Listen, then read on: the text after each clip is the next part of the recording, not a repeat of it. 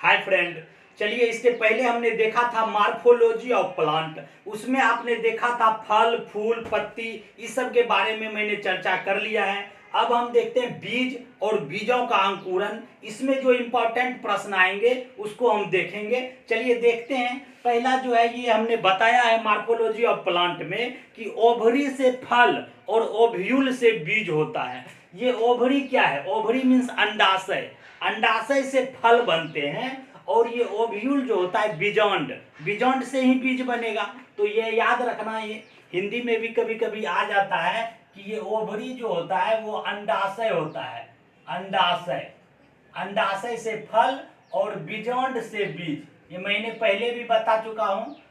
आप ये दोनों फल और फूल का चैप्टर जरूर देखिए, बहुत इंपॉर्टेंट है, जो कॉम्पिटिटिव और जनरल स्टूडेंट के लिए भी लाभदायक है। तो ये ओवरी से फल और ओव्यूल से बीज, ओवरी को अंडाशय बोलते हैं, ओव्यूल को बीजॉन्ड बोलते हैं। अब जो देखिए ये बीजावरण, बीजावरण क्या होता है? इंग्लिश में इसको सीड कोट बोलते हैं। सीड कोट, सीड मतलब बीज, कोट मतलब ऊपर से जो पहनते हैं कोट, आवरण, तो यही बीजावरण हुआ। तो सीड कोट, जैसे ये देखिए चना है, आप सूखा चना खाएं, इसके ऊपर में छिलका रहता है, तो यही कोट हुआ। तो बीजावरण, तो इसको जो है ये ऊपर का जो भाग होता है ये टेस्टा होता है। बीज जो आप चना देखते हैं ऊपर में छिलका होता है ना, छिलका को बोलते हैं टेस्टा, और जो अंदर में येलो कलर का होता है उसको बोलते हैं टिग्म। अब देखिए ये टेस्टा जो है, अनार में देखे होंगे लाल लाल जो ऊपर में जो हम खाते हैं वो टेस्टा होता है। पिछले हम फल वाला चैप्टर में बताए हैं कि अनार का टेस्टा खाया जाता है। तो यानी अनार का वो लाल वाला जो भाग होता है उसको हम खाते हैं। तो चना का जो ऊपरी भाग हुआ वो टेस्टा हुआ, और अंदर में जो येलो कलर है उसको टिग्मा कहते हैं। यही जो है ऊपर का, अगर आप टेस्टा हटा दीजिएगा तो अंदर में दाल बन जाता है। तो ये हम चना में देखते हैं। अब देखिए इसमें आता है एक माइक्रोपाइल। माइक्रो मतलब तो जानते हैं छोटा, पाइल माने छेद। आप देखे होंगे चना में इस जगह लोल के नीचे में छेद होता होगा, छेद। तो ये छेद से क्या होता है, जब आप कभी कभी चना फुला के खाए हैं ना, उसमें क्या करते हैं, रात में पानी में दे देते, तो वही छेद से पानी अंदर चला जाता है और वो फूल जाता है। तो ये माइक्रोपाइल जो है ये पानी का जो अवशोषण करता है, इसमें उपयोग होता है। पानी का अवशोषण, पानी का अवशोषण करता है माइक्रोपाइल। अब इसमें क्या है, माइक्रोपाइल, ये लोल देख रहे हैं, लोल, जिसका लोल जॉन सीड में ज्यादा होगा उसमें उतना बड़ा छेद होता है। आप देखिए चना ज्यादा जैसे पानी देते हैं फूल जाता है, तो अगर आप चावल फूलने दीजिए इतना जल्दी उसमें लोल नहीं रहता है। तो ये बात है, जिसमें जितना लोल रहेगा उसमें उतना बड़ा छिद्र हो जाता है। तो इस तरह द्विबीजपत्री है ना, द्विबीजपत्री, इसको डाइकोट बोलते हैं। तो ये डाइकोट वाला में द्विबीजपत्री अभी बताएंगे दूसरा चैप्टर में कि ये डाइकोट मतलब दो भाग में जो बढ़ जाता है वो जल्दी पानी खींच लेता है, नीचे में बताएंगे। चलिए, तो ये हो गया कि छिद्र, माइक्रोपाइल का काम है पानी का अवशोषण कर लेना। ये पूछता है, चूंकि हम जब बीज को बोते हैं खेत में तो पानी तो खींचता है ना, तो वही छिद्र से, माइक्रोपाइल से पानी का अवशोषण करता है। अब देखिए बीज पत्र, ये बीज जो है दो प्रकार का है, एक बीज पत्री या दो बीज पत्री। एक बीज पत्री क्या हुआ कि जिसको हम दो भाग में नहीं तोड़ सकते हैं, जैसे चावल को जो तोड़ते हैं मशीन में टूट जाता है, बीचे बीच टूट जाता है, आधा आधा टूटता है, नहीं टूटता है। लेकिन चना दाल देखे खरीदे हैं दो भाग में, मटर दो भाग में, सेम दो भाग में। तो दो भाग में टूट गया तो द्विबीजपत्री। एक भाग में जैसे मकई है, मकई गेहूं चावल ये सब एक बीजपत्री होता है, उसको दो भाग में नहीं बांट सकते हैं। लगता है ना गेहूं बीच में लाइन रहता है वो टूट जाएगा, नहीं टूटेगा, तोड़िएगा तो इधर उधर हो जाएगा। तो वो सब एक बीजपत्री हुआ। एक बीजपत्री में हम बोले चावल को रखिए, गेहूं रखिए, मकई रखिए, देख के पता चल जाएगा। ये जो द्विबीजपत्री है, मटर रखिए, चना रखिए, सेम रखिए, ये द्विबीजपत्री में आता है। तो इस तरह इसको जो है आप देख लीजिए। चलिए इधर हम पढ़ते हैं जर्मिनेशन।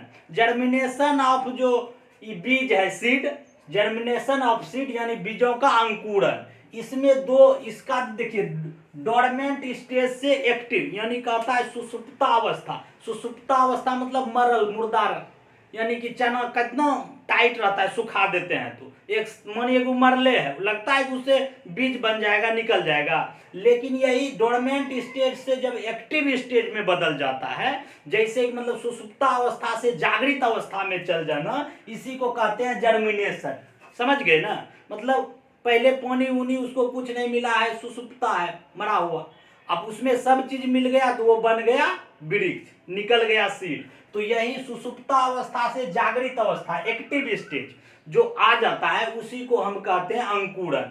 अभी अंकुरन में सहायक होता है जिबरेलिन, इसको याद रखिएगा, बार बार कंपटीशन में जिबरेलिन आ जाएगा। जर्मिनेशन, जिबरेलिन दोनों मिलता जुलता है। जिबरेलिन जो हार्मोन है, जिस तरह मनुष्य में ढेरी हार्मोन लगता है ना, यकृत ग्रंथि, ढेरी पिट्यूटरी ग्लैंड, बहुत सा ट्रिप्सिन, एमआईसी जो पढ़ेंगे जोलॉजी चैप्टर में, वो आप देखिएगा पौधे में भी हार्मोन है। हार्मोन देखेंगे तो ये जिबरेलिन, यानी जिबरेलिन का काम है अंकुरन में सहायक, ये याद रखिए। चलिए, अंकुरन में अति आवश्यक कारक, इसमें अंकुरन के लिए क्या जरूरी है, ये भी कंपटीशन में आ जाता है कि इंपॉर्टेंट क्या है क्या नहीं है। तो इसमें देखिए दो है, एक अति आवश्यक, एक सहायक। अति आवश्यक में है जल, ऑक्सीजन और उत्ताप, ये तीन तो आपको बहुत जरूरी है। अगर आप जल नहीं देंगे तो उसमें अंकुरित हो नहीं सकता। ऑक्सीजन में रखना पड़ेगा उसको, आपको ऑक्सीजन से बंद, ऑक्सीजन जहां नहीं मिलेगा वहां अंकुरन होगा ही नहीं, क्योंकि पौधे के लिए तो ऑक्सीजन जरूरी है।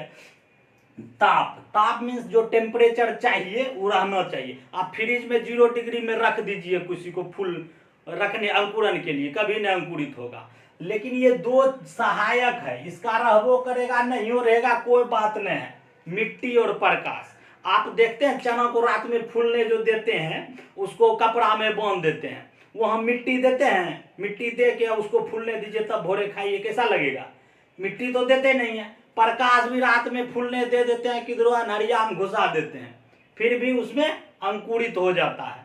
तो ये मिट्टी और प्रकाश अति आवश्यक नहीं है, ऐसा प्रश्न में आएगा। अति आवश्यक कारक, तो ये तीन को मारना है, ये दोनों में सहायक कारक है, इसको ध्यान रखना है। ठीक है, अब देखिए ये टाइप, ये अंकुरन का टाइप है।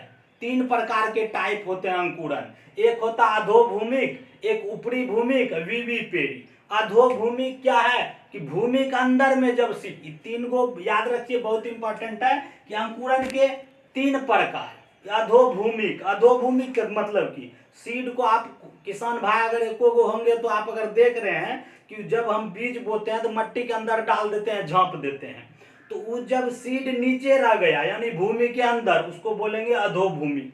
जैसे आप देखे होंगे आम, आम तो देखे होंगे गुठली अंदर में रहता है, गाछ निकल जाता है, जड़ नीचे, बीच में गुठली। तो ये मक्का, गेहूं, आम, ये 3 को देखिए, और है 3 आदि, तो ये सब जो है अधोभूमिक हो गया। और ये कद्दू, करेला, अंडी, अब जोन सीड जो है वो जड़ नीचे बैठेगा, उसको ऊपर लेके आ जाएगा। देखे होंगे बोते हैं ना, जैसे करेला अंडी का बीज बोइएगा तो वो क्या करेगा कि मट्टी फाड़ के बीज वो साथ ऊपर लेके आ जाएगा, उसको बोलते हैं ऊपरी भूमिक। ये अंकुरन का ऊपरी भूमिक है। तो मक्का, गेहूं, आम, ये सब जो होता है अधोभूमिक। एगो विविपेरी, विविपेरी जो है ये नारियल और राइजोफियम। नारियल में क्या होता है कि जब आप अंकुरित जमीन के अंदर देते हैं तो वो अंदर यानी बीज के अंदर अंकुरन हो जाता है, और उसमें छेद रहता है। कभी नारियल को फोड़ के पानी निकाले हैं, छेदवा रहता है, उस छेद से निकलता है अंकुर, यानी अंदर से अंकुरन हुआ और छेद से निकल के वृक्ष बन गया। यानी फल के अंदर जो अंकुरित होता है वो विविपेरी। इसमें 2 ऑप्शन नारियल, राइजोफेरा, ये बहुत ही इंपॉर्टेंट है, इसको आप ध्यान दीजिए। ठीक, उसके बाद अगर आप इसका स्क्रीनशॉट लेना चाहते हैं तो आप ले सकते हैं। अब जो है नेक्स्ट वीडियो में मिलते हैं, इसी तरह नेक्स्ट वीडियो जो बनेगा बहुत ही इंपॉर्टेंट होगा, इसको शेयर जरूर करें। Thank you.